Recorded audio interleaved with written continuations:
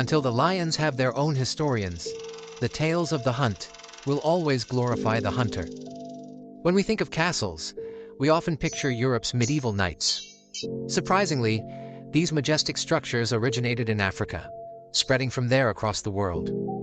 Traditionally, forts and fortresses are seen as sturdy, high-walled stone structures with defensive features, often linked to European culture, famous for its fairy tales and princess stories. This video will explore how Africa is actually the birthplace of these impressive buildings. The misconception that so-called black Africans did not have the knowledge or skill to create stone structures before European influence is rooted in a complex mix of historical biases, lack of widespread knowledge, and, sometimes, outright racism. In this video, we will lay the evidence bare and deflate their ridiculous sense of racial superiority. They are superior to no one.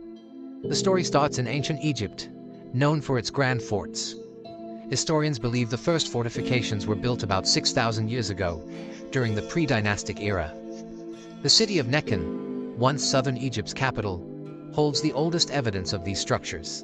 It's the birthplace of Pharaoh Nare-Mari, Narmer, who united Egypt over 5,300 years ago. After his conquest of northern Egypt, he established and fortified the northern capital, Memphis, to protect it against enemies. Throughout history, Egypt has seen many fortified structures, but the most notable is the Buhan fortress in Sudan. Believed to have started around 5,000 years ago, it reached its peak under Pharaoh Kakauris and Useret, Sesostris III, about 3,900 years ago. He expanded Egypt's territory across Western Asia and Europe and into Sudan. Despite Egyptians acknowledging their Sudanese roots, their relationship with the Sudanese was often tense. Senuseret built numerous fortresses, including the impressive Buhan, to secure the borders and protect Egypt from other African warrior groups. Buhan was in use for almost 1,300 years and showcased advanced features like moats, loopholes, ramparts, fortified gates, and lever bridges, which were later seen in European castles. Buhan, backed by the Nile River in Sudan, was an architectural marvel. However, its remains were submerged by the Nile's dam waters in 1964. The Buhan walls are preserved at the National Museum of Sudan in Khartoum, featuring depictions of notable figures like Pharaoh Hatshepsut. Senuseret, a significant figure in this history, also fortified the Temple of Imana at Karnak, Egypt's most crucial religious building. Temples were known as Hautantjer, Lord's Castle, in ancient African times, a term later adopted by the Romans and the Phoenicians. In Ethiopia, once part of Pharaonic Sudan, the Aksum Kingdom, predating Christianity, had castles and obelisks.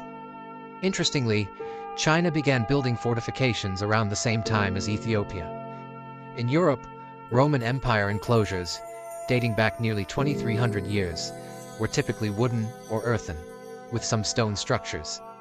However, it wasn't until the 12th century, influenced by African designs, that Europe began embracing the tradition of fortified castles. After the decline of the Pharaonic civilization around 300 AD, fort construction continued in places like Zimbabwe. Here, the Mhanwa Monastery on a hill is one of Zimbabwe's oldest structures. However, the most remarkable is the fortified city of Jado in Niger, now abandoned and largely unknown, which UNESCO data suggests was built between 1,500 and 2,500 years ago. Jado, situated near an oasis at the edge of North Africa, was likely built by the Tubu and possibly the Kanuri people. This history intersects with the Arabs' entrance into Africa through Egypt around 640 AD. After the fall of the Western Roman Empire, the Arabs, later joined by the Berber blacks of the Maghreb, known as Moors or Saracens, moved into Spain, Portugal, Sicily, and southern France in 711. Europe, having regressed to a semi-barbaric state, was re-civilized by these groups. The Moors brought their extensive experience in fort building to Europe. The first such structure in Europe, built in Gibraltar in 711, was by Africans. The Moors established many such sophisticated defenses across their new territories. It took about 2 centuries for countries like France to start building similar structures in response to these invasions and Scandinavian attacks. By the 12th century, Europeans were rapidly constructing these fortifications, cementing their significance in medieval European history. Throughout history, African rulers, particularly in Morocco, continued to build impressive fortifications. Even in the 15th century, as Europeans began their forays into Africa, which eventually led to the horrors of the slave trade, these castles were still functional.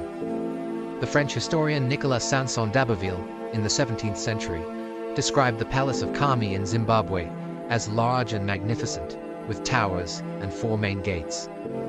The Dutch explorer Olfert Dapper added that it had 4 large entrances guarded by the emperor's sentinels, and was fortified with towers. Fast forward to the 18th century, and Ethiopians were still constructing fortified castles, like the one in Gondar, in the north of the country. The Tata Fort of Sikasso in Mali was the last operational fort in Africa, eventually destroyed by French colonists, marking the end of a 6,000-year-old African architectural tradition.